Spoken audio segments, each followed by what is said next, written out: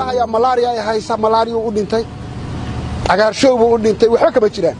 dawladda Soomaaliya qof kasta oo dhinta maanta waxay aqoonsatay coronavirus inuu dilo